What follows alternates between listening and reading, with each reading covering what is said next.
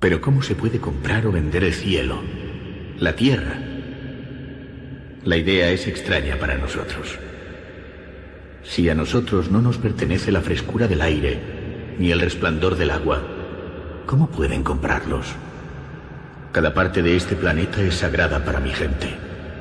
Cada resplandeciente aguja de pino, cada playa arenosa, cada bruma del oscuro bosque, cada pradera, cada insecto zumbador, todos son sagrados en la memoria y experiencia de mi pueblo. Conocemos la savia que fluye a lo largo del árbol, como la sangre que circula por nuestras venas. El murmullo del agua es la voz del padre de mi padre. Los ríos son nuestros hermanos, sacian nuestra sed y llevan nuestras canoas y dan alimento a nuestros hijos. Por lo tanto, ustedes deberían darle el cariño que darían a cualquiera de sus hermanos.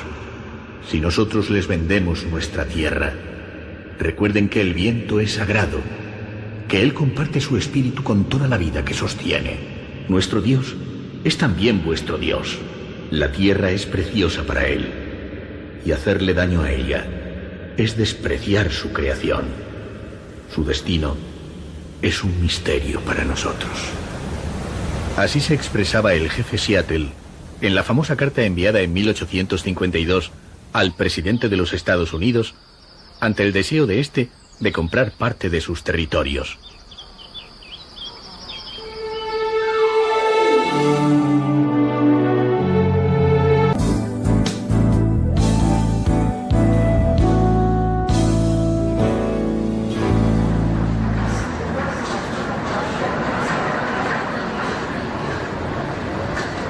Dicen los viajeros experimentados que muchas veces un viaje resulta según comience. Por eso, para este recorrido por Quebec, la provincia de habla francesa de Canadá, hemos escogido su puerta principal. Montreal es uno de los nudos de transporte aéreo más importante de América del Norte, pero es también un buen ejemplo del sueño pionero que animó la construcción de este país.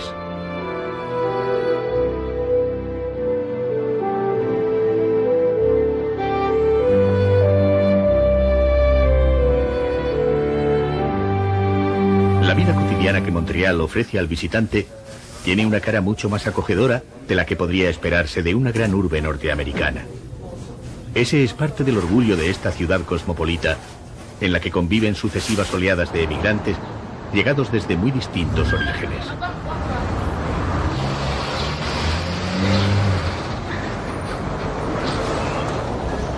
Montreal acoge hoy a casi 3,5 millones de personas. Pero gracias a un urbanismo eficaz y moderno, esa presencia apenas se deja notar. Ni siquiera en primavera, que es cuando los canadienses se echan a las calles, tras un invierno crudo y riguroso.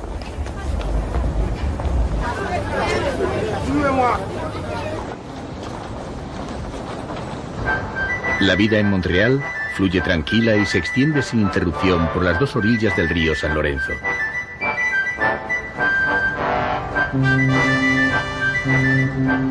Por este gran curso de agua que desemboca en el Atlántico y que es navegable en casi toda su extensión, comenzaron a llegar hace más de 4 siglos los primeros colonos europeos.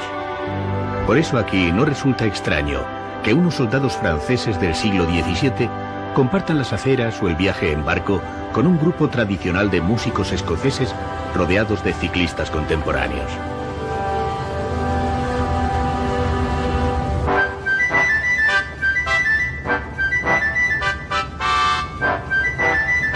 A través del río llegarían la técnica, la cultura y todo aquello que terminó por dibujar el espíritu pionero y emprendedor de los canadienses de hoy.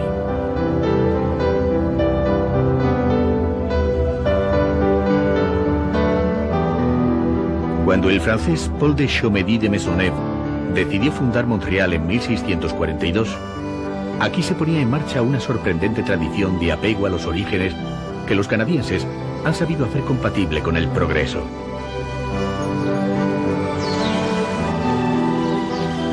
Celebrar el pasado y apostar por el futuro, ambas cosas al mismo tiempo. Ese parece haber sido el secreto de los pioneros que han puesto en pie este país pujante. Así lo siguen haciendo y la fórmula parece darles buenos resultados.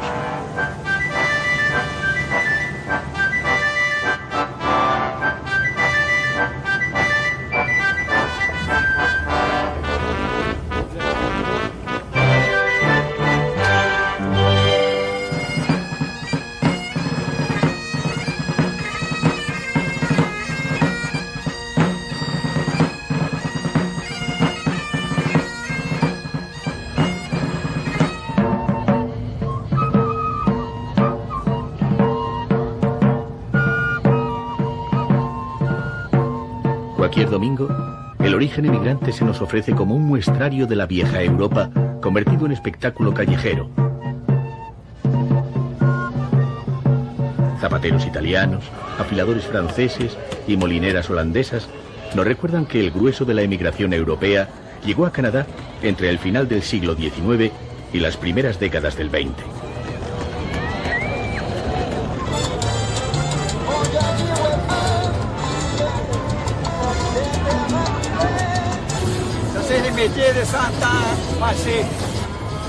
Hoy sienten la ciudad como propia, comparten la pasión por los espacios abiertos y todos resultan protagonistas de ese ambiente festivo que se adueña de Montreal durante la primavera y el verano.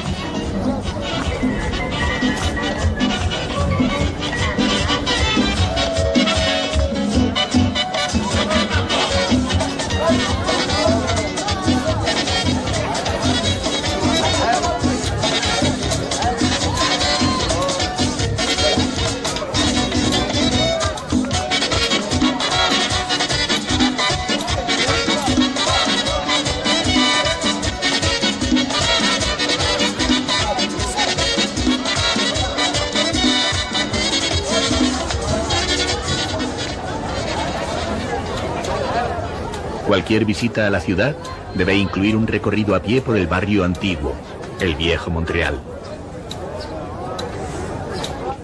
Son unas pocas manzanas de zona monumental, trazadas cuando esta ciudad se llamaba Ville-Marie, y que hoy concentra todos los símbolos del afrancesamiento original.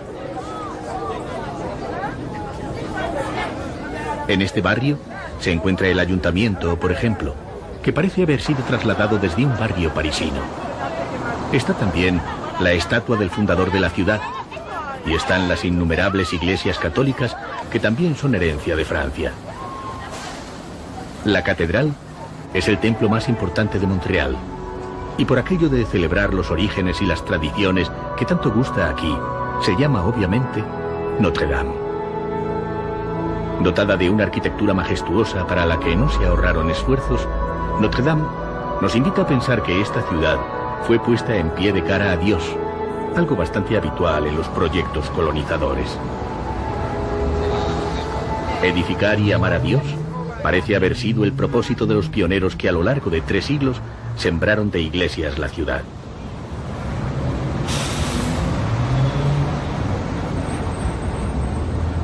Hoy la religiosidad de los habitantes de Montreal se ha refugiado en el espacio privado, y son otras las creencias que irrumpen en las calles.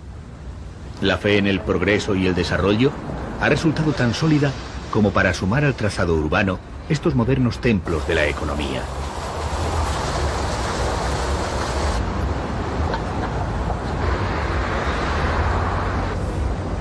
Montreal es hoy una ciudad pujante que, sin renunciar a cierto clasicismo, ofrece el perfil comercial y mundano de cualquier capital importante.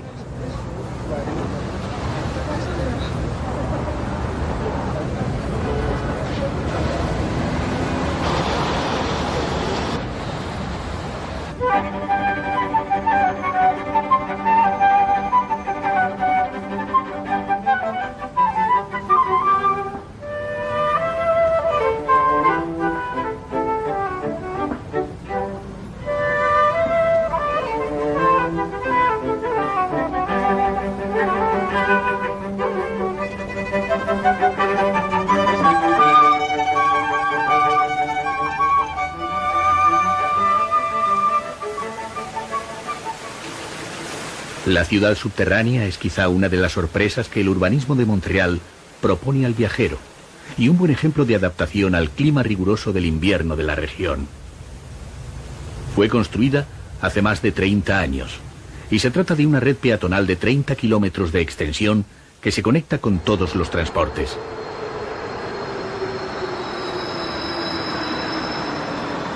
En un día invernal, alrededor de 500.000 de personas acceden a esta ciudad subterránea para hacer compras, ir al cine, ver una exposición o tomar un café.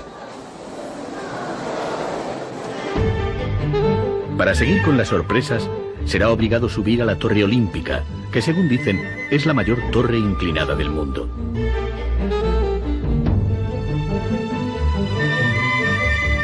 Fue construida junto al Estadio Olímpico para los Juegos de 1976 y ofrece algunas de las mejores vistas de la ciudad.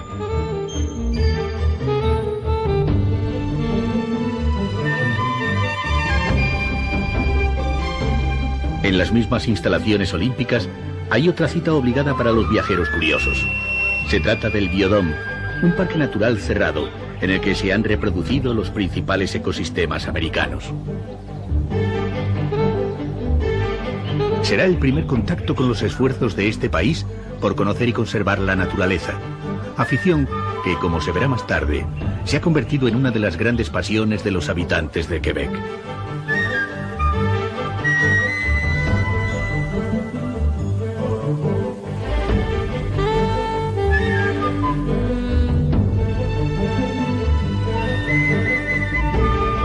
En este caso, se han reproducido la temperatura, la humedad y los suelos de ambientes muy diferentes, hasta lograr que estos escenarios acojan la vegetación y la fauna originales.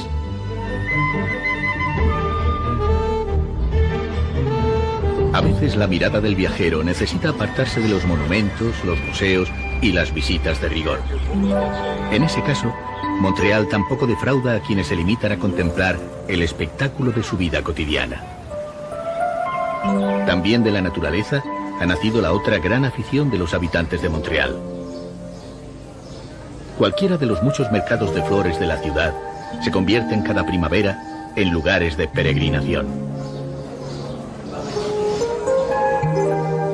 Hay quien sugiere que también esta es una tradición heredada del norte europeo, por ejemplo, pero los habitantes de Montreal la viven como una pasión propia y cada año la cultivan sin complejos. El barrio de Mont-Royal también puede resultar una buena alternativa para el viajero que quiera abandonarse al placer de callejear por uno de los ambientes más característicos de la ciudad. Se ha dicho que este es un barrio situado a caballo entre Francia, Holanda y Gran Bretaña.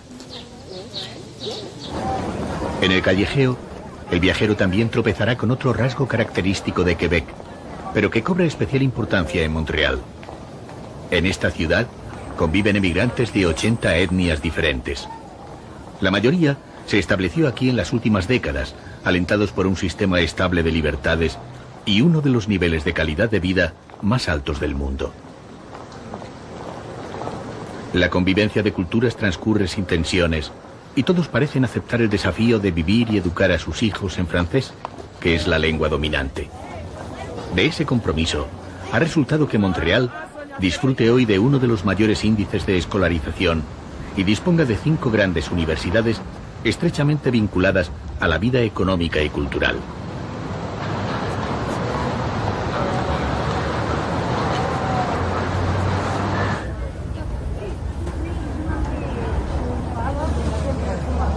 Para acabar la visita, convendrá abandonarse a la multitud que cualquier domingo se adueña de los parques.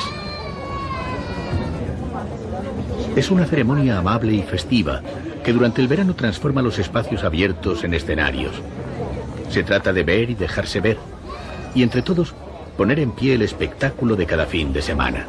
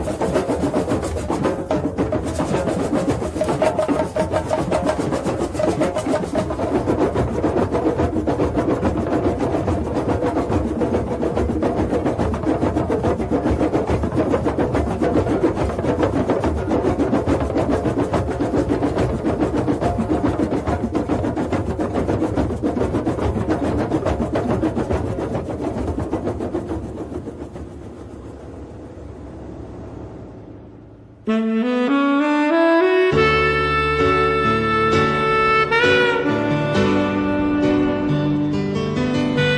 segunda etapa de este viaje por Quebec transcurre por la región de Outaouais.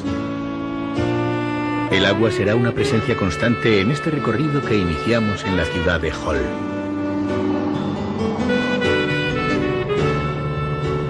Las aguas del Outaouais, por ejemplo, separan Hull de Ottawa, que es la capital administrativa de Canadá y cuyo parlamento se ve en la otra orilla del río. También junto al río se encuentra uno de los mejores motivos para detenerse en Hull. Bajo el diseño futurista de su arquitectura, el Museo de la Civilización acoge la mayor colección de arte indígena canadiense.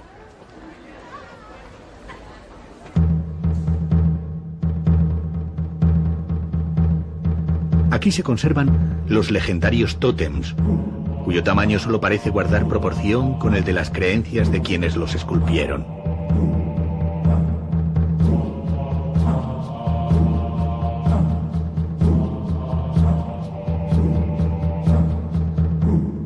Como casi todo el arte indígena, estas son formas religiosas que han expresado una manera original de entender el mundo y de explicar el origen.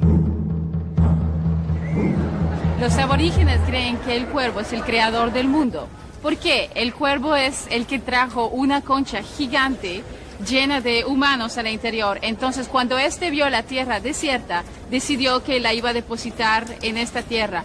La abrió y es así que el mundo empezó a poblarse de humanos. También este tren propone un encuentro con la historia, aunque en este caso es una historia de pioneros y colonos.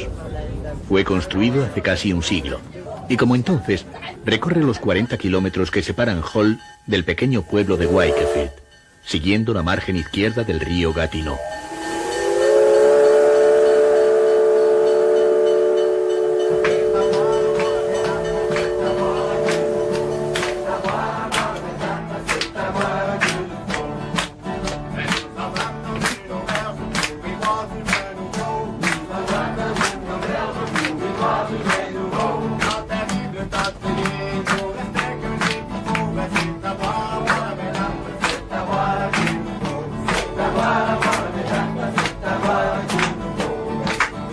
Como en muchos otros trayectos, aquí lo importante no está en el destino, sino en el viaje mismo.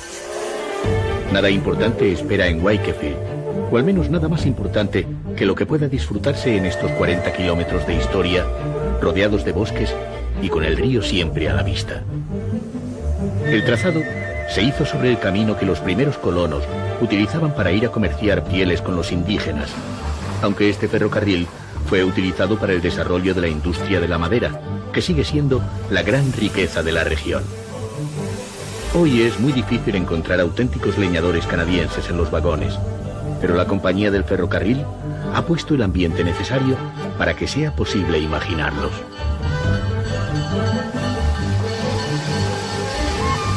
Y al final se llega a Wakefield, que es un lugar tan amable como puede esperarse de cualquier destino histórico. Los antiguos tramperos que vendían aquí sus pieles de castor para hacer sombreros se han convertido a la hostelería. Sin embargo, los empleados del ferrocarril giran la locomotora para regresar a Hull como hace 100 años.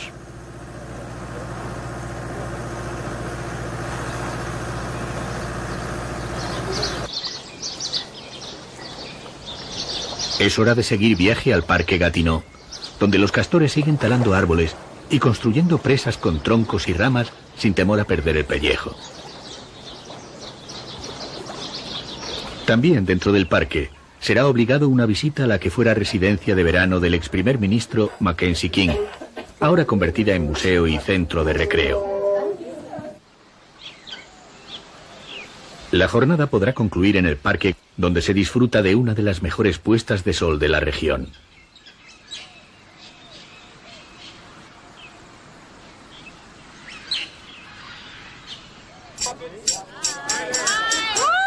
De regreso al río Outaouais, el viajero deberá alejarse de Hull para buscar los rápidos del río. En cualquiera de sus modalidades, los deportes náuticos son una propuesta tentadora y no es necesario ser un experto para animarse.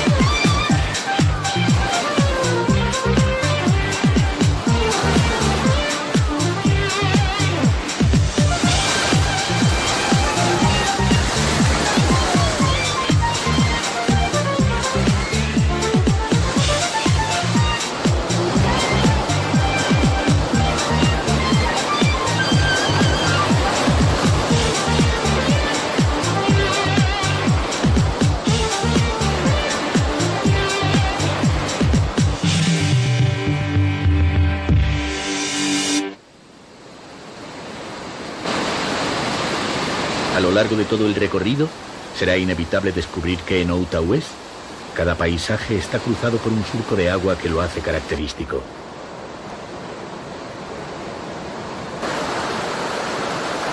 Y cuando el hombre interviene, también lo hará en función del agua. Así ocurre con este cinematográfico puente sobre cuyo techo se deslizan al río las nevadas para que la estructura no deba soportar su peso. Toda la vida resulta organizada junto al agua en esta región que cuenta con 20.000 lagos. Se trata en cualquier caso de una adaptación al medio de la que los pobladores han sabido sacar un buen partido.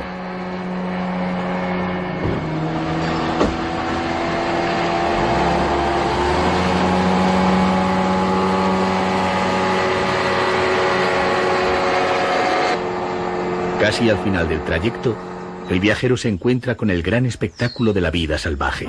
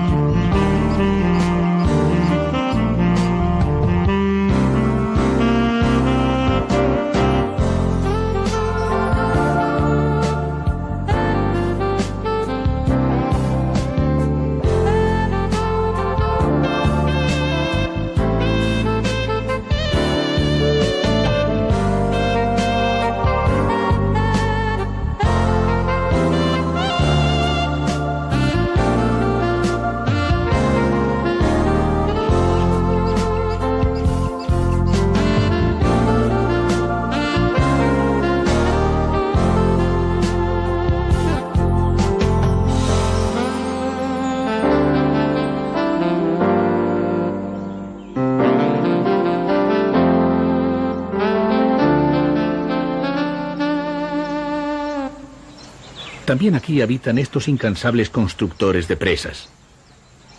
El castor es un animal laborioso y tenaz, en el que convendrá detenerse porque muchos lo consideran un símbolo del espíritu emprendedor que anima a los canadienses.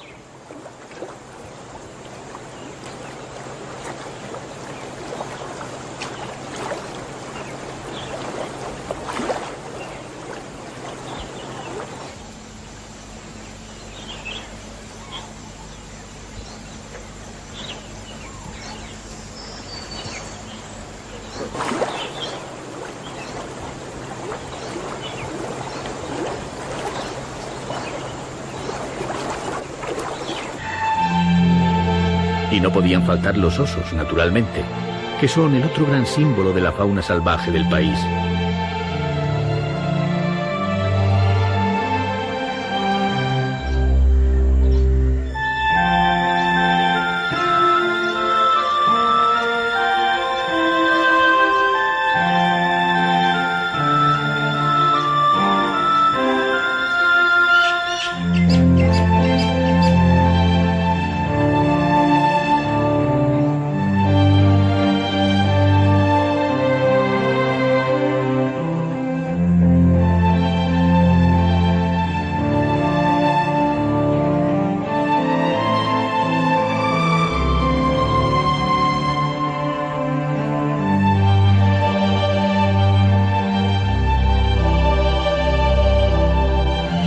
El recorrido finaliza muy cerca del Parque Omega, en el Château de Montebello. Se trata de una monumental construcción de troncos diseñada para que resulte un hotel confortable.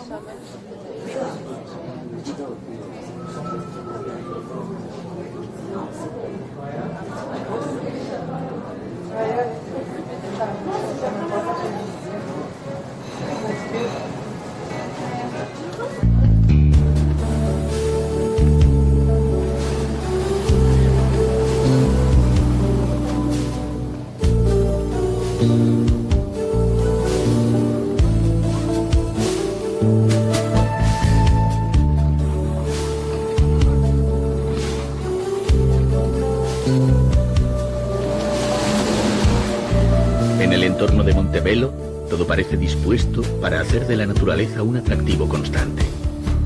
Aquí han logrado que en ningún caso la naturaleza resulte indiferente. Ese es tal vez el mayor mérito de esta región y el viajero se lo llevará como recuerdo.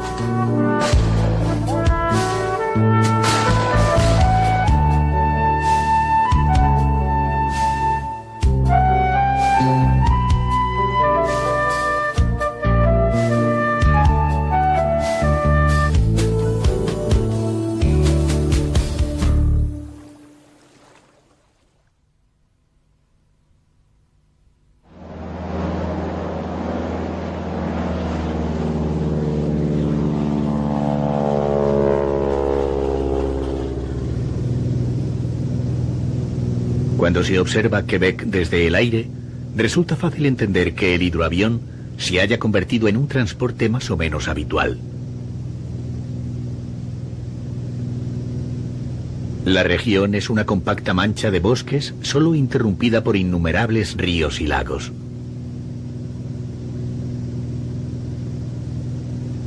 En un lago situado junto al monte Tremblant, acabará precisamente este vuelo, para iniciar el recorrido por las montañas Laurentides. Se trata de un trayecto de poco más de 200 kilómetros que sigue el trazado de un viejo ferrocarril ya desaparecido.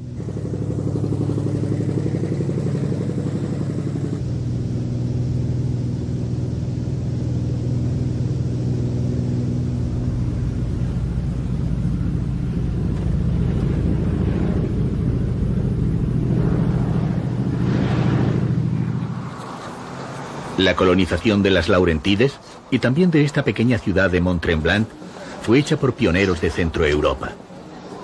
Todo invita a pensar que llegaron con arquitectos y diseñadores o que al menos traían los planos en las maletas, porque aquí han logrado reproducir su ambiente original sin demasiadas concesiones.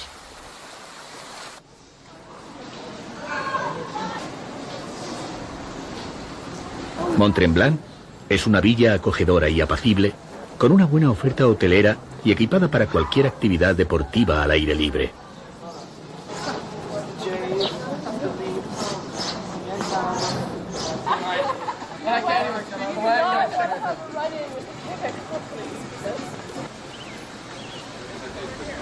Está situada al pie de un monte de poco más de 1000 metros de altitud, que da nombre a la ciudad y que en invierno es una importante estación de esquí. En verano, Mont-Tremblant es la cabecera de un original circuito para visitantes dispuestos al pedaleo. A lo largo de 200 kilómetros y sobre las vías de lo que era conocido como Pequeño Tren del Norte, discurre ahora una pista exclusivamente reservada para bicicletas.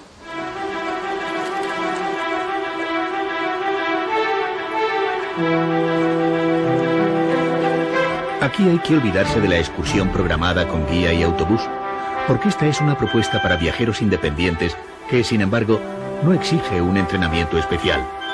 Solo consiste en dejarse ir y disfrutar del contacto directo con el paisaje.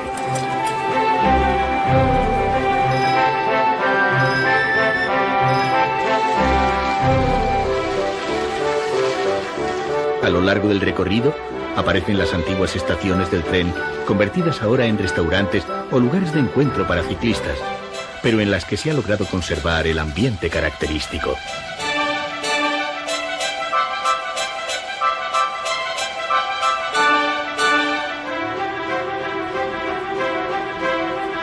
La pista atraviesa el hermoso pueblo de Santa Ágata de los Montes, en el que convendrá hacer una parada y reponer fuerzas.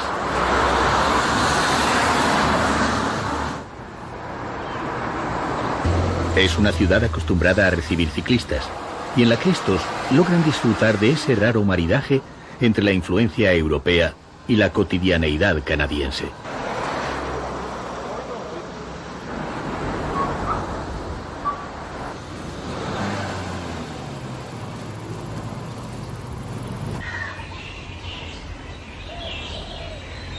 De los bosques nace otro de los atractivos de la región. Se trata de la extracción de la savia del arce, un árbol tan genuinamente canadiense como para que la silueta de su hoja aparezca en la bandera del país.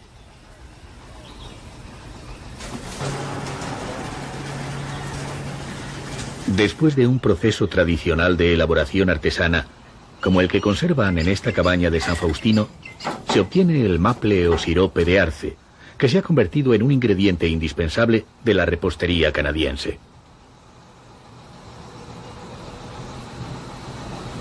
Pour faire le sirop d'érable, il faut prendre de l'eau d'érable y la faire bouillir a 104 Para hacer el sirope del grados arce, hay que coger la savia del árbol y cocerla a 104 grados.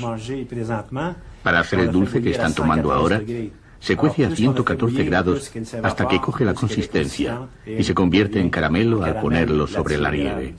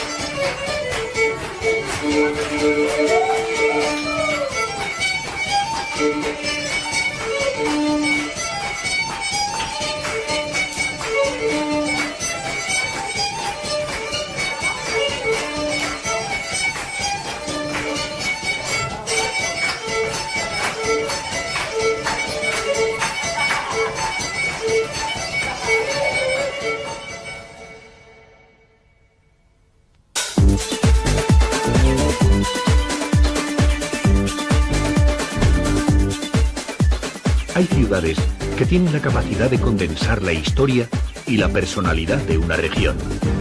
Algo de eso ocurre con la ciudad de Quebec, que es la capital política y el alma cultural de esta comunidad a la que da nombre.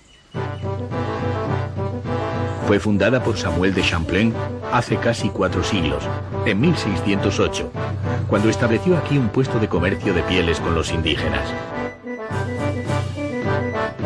Quebec creció durante 1 siglo y medio bajo el dominio francés con el nombre de Nueva Francia, y de ese primer periodo heredó, entre otras muchas cosas, la fortificación militar que hoy la convierte en la única ciudad amurallada de América del Norte.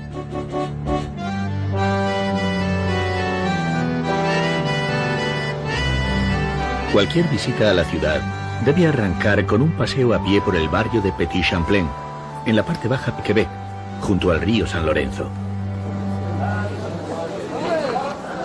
Es el trazado urbano más antiguo de Canadá, y tal vez por eso alberga casi todos los museos históricos de la ciudad. A medida que se asciende la colina que domina la ciudad, es fácil comprobar que las sucesivas restauraciones y cuidados le han asegurado a Petit Champlain el mejor de los sentidos que el viajero quiera darle a la expresión barrio histórico. Y no solo al viajero, porque también la UNESCO ha distinguido a la ciudad al considerarla patrimonio de la humanidad. Un moderno funicular facilita el ascenso a la cima de la colina, que es donde estuvo el primer asentamiento urbano y desde la cual se defendía la ciudad.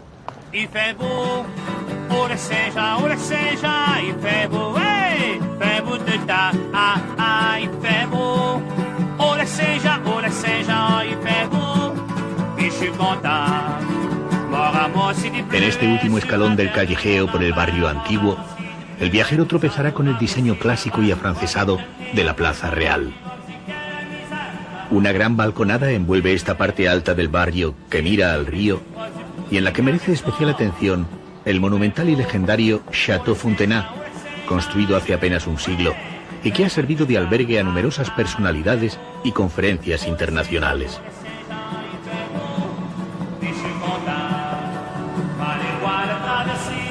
También el río San Lorenzo, a los pies de la ciudad, es escenario habitual para la práctica de deportes náuticos o para iniciar la visita a algunas de las islas del curso medio.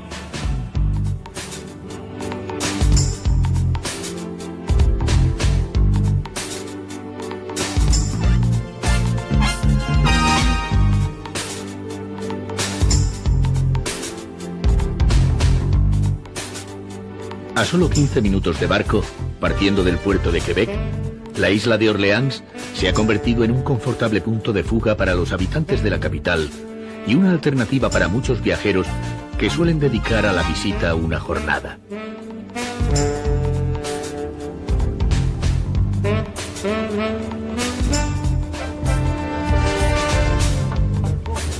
De regreso a la ciudad, el viejo puerto le recordará al viajero que esta ciudad creció mirando hacia afuera, es decir, mirando al comercio, a la emigración y fundamentalmente al antiguo conflicto entre Francia y Gran Bretaña, que tanta importancia iba a tener en la historia de Quebec.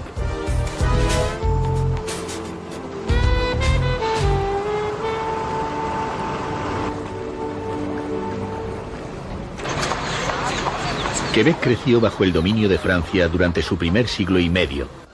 Sin embargo, en 1760, toda la región fue conquistada por Gran Bretaña, dando lugar a una historia tensa y difícil, ya que la población quebecois se ha negado desde entonces a renunciar a las instituciones, las costumbres y a la lengua que le habían llegado desde Francia. La Constitución aprobada en 1791 y que convirtió a Canadá en una de las primeras democracias parlamentarias recogía estas diferencias dividiendo en dos el territorio: la Alta Canadá, de habla inglesa, y la Baja Canadá, con capital aquí en Quebec y de habla francesa. Desde 1840, cuando los dos territorios volvieron a ser unificados en una federación, la independencia se convirtió en un interminable debate cuyos argumentos se han escuchado en estas calles miles de veces desde entonces. Hoy la población de Quebec continúa hablando el francés como lengua mayoritaria, y la independencia sigue presente en las iniciativas que se discuten en el Parlamento. El tema ya forma parte de la originalidad de esta región, cuyo mayor desafío ha consistido en mantenerse fiel a sus orígenes, a pesar de vivir rodeada de los 350 millones de vecinos de habla inglesa que habitan en los Estados Unidos y en el resto de Canadá.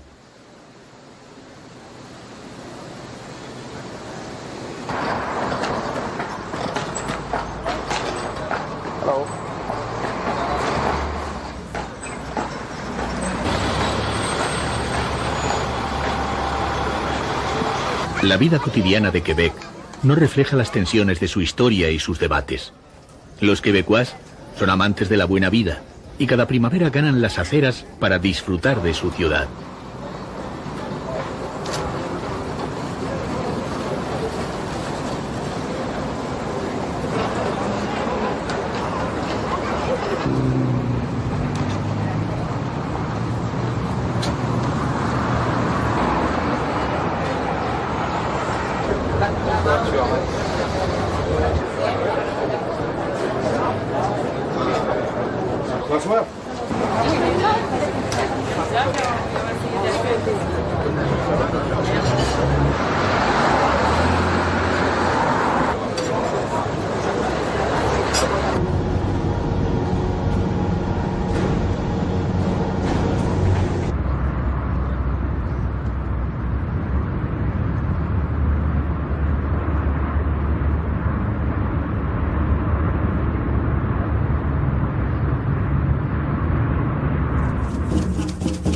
Esta es la otra cara étnica y cultural de Quebec, cuyos tambores suenan a solo 15 minutos de la capital.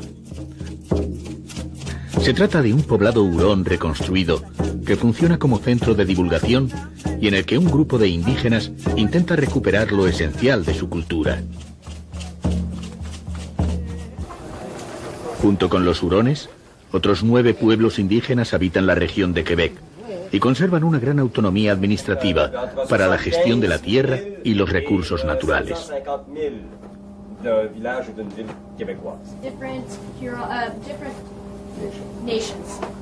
Aujourd'hui, on parle d'une population d'environ 72 000 Indiens au Québec. Le village était construit pour faire visiter. El poblado está construido para ser visitado y mostrar a la gente cómo vivían los americanos en otros tiempos. Además, se ha levantado sobre un poblado hurón y se enseñan todas las habitaciones donde vivían, los animales y los transportes. Se habla también de la casa, las máscaras, etc., para enseñar al mundo lo que fue y lo que se ha perdido. Qu'est-ce qu'on était et qu'est-ce qu'on a perdu.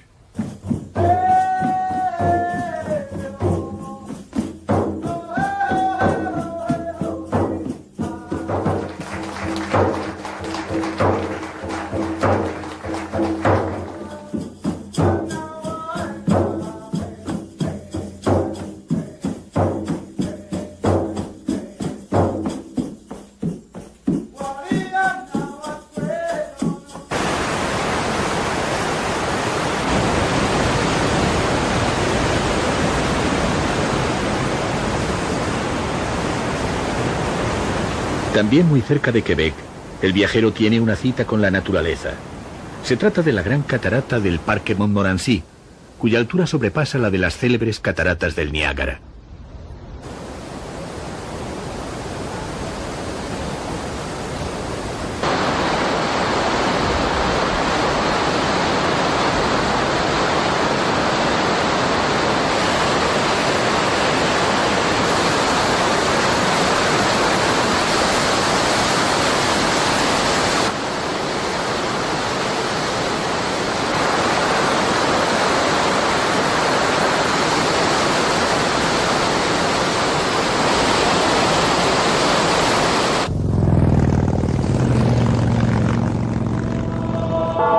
El recorrido podrá concluir con una visita a la monumental Basílica de Saint-Anne-de-Beaupré, a la que cada año acuden 1,5 millones de peregrinos.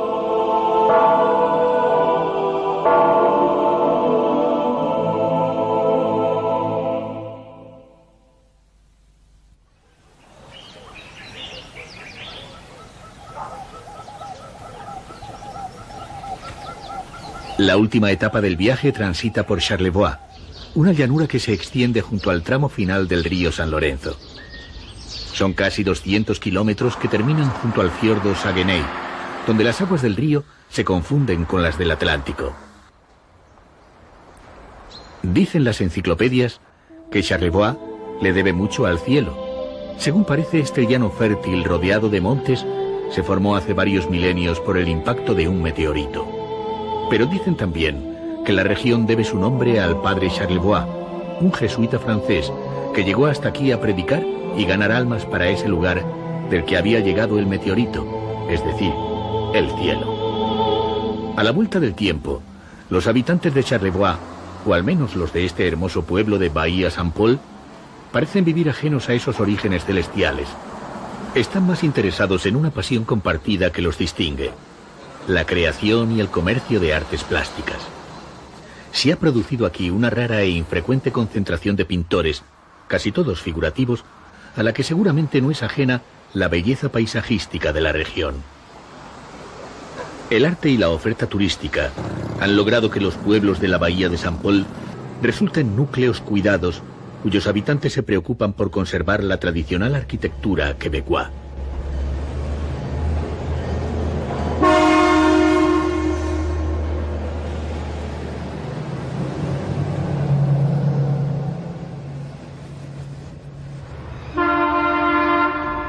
Fuera de los núcleos urbanos, la actividad productiva refleja que se trata de una región con riquezas forestales, agrícolas y con recursos piscícolas asociados al río San Lorenzo.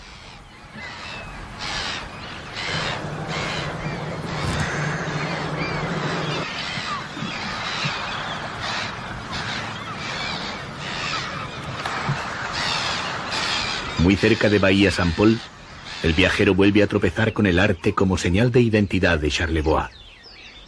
En este caso, son las instalaciones de la escuela du Saint-Forget, construida en un paraje de sorprendente belleza y en la que los alumnos disponen de estas cabinas individuales distribuidas en el parque para los ensayos y prácticas.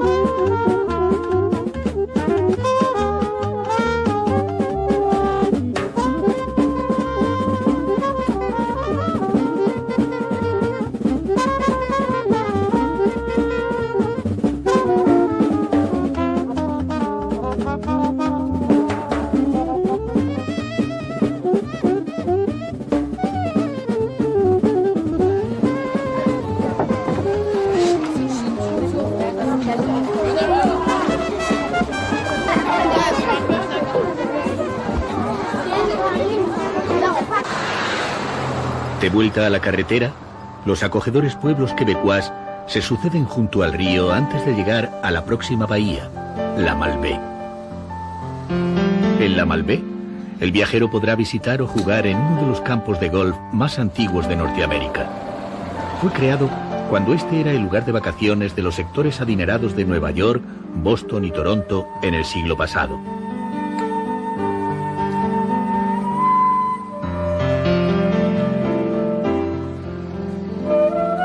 La zona disfruta además de un excepcional microclima que permite desarrollar durante muchos meses la afición por la pesca y por diferentes actividades de recreo.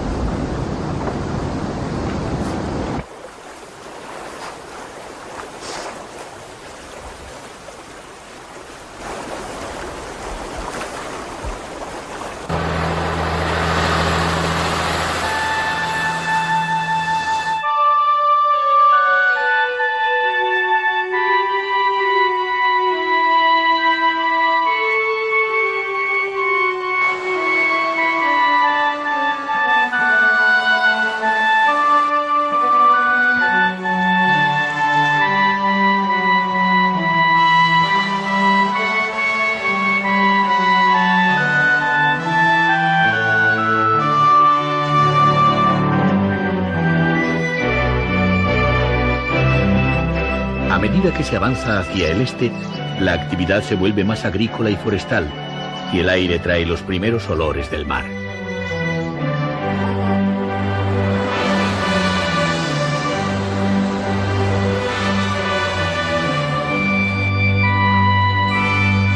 Cuando se llega al fiordo Saguenay, la cercanía del mar será evidente. Una línea de transbordadores sirve para recorrer y atravesar este fiordo, que es el corazón de un parque marino dedicado a la conservación de la fauna original.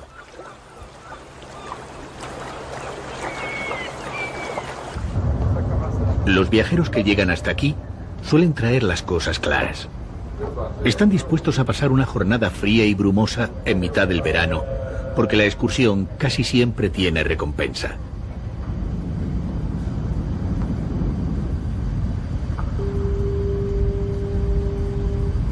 En este caso, se trata del avistamiento de ballenas azules y rorcuales que llegan a estas aguas entre junio y septiembre.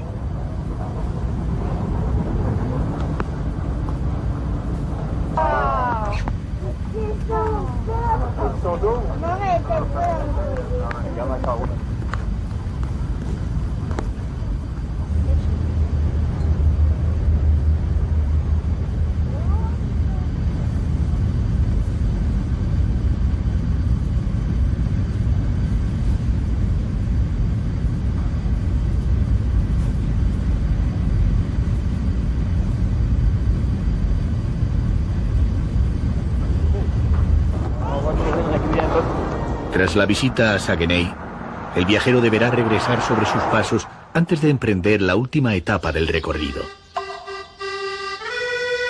Es una buena ocasión para adentrarse en el ambiente acogedor y laborioso de la zona.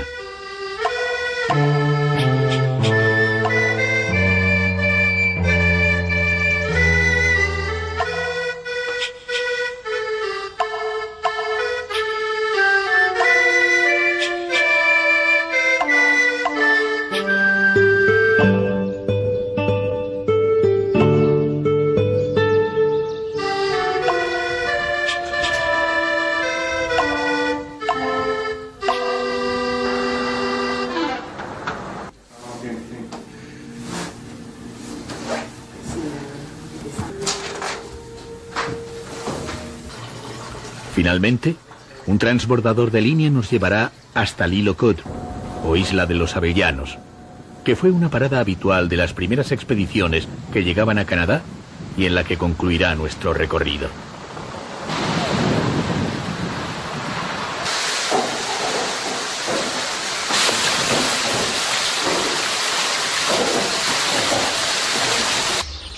En la isla se conservan con notable fidelidad las construcciones de diferentes momentos de la colonización y algunos lugares claves como esta cruz que recuerda la primera misa que mandó celebrar el explorador Jacques Cartier en América.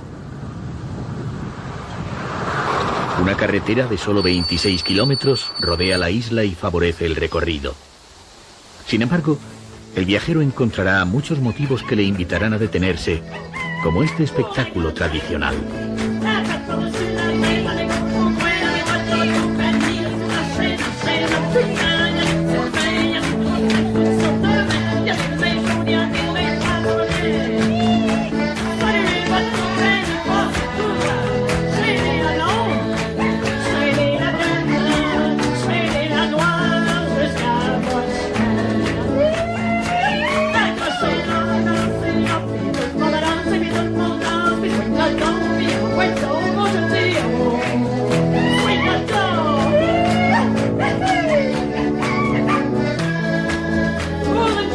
El viajero abandonará la isla con el recuerdo melancólico que le prestan sus embarcaciones varadas.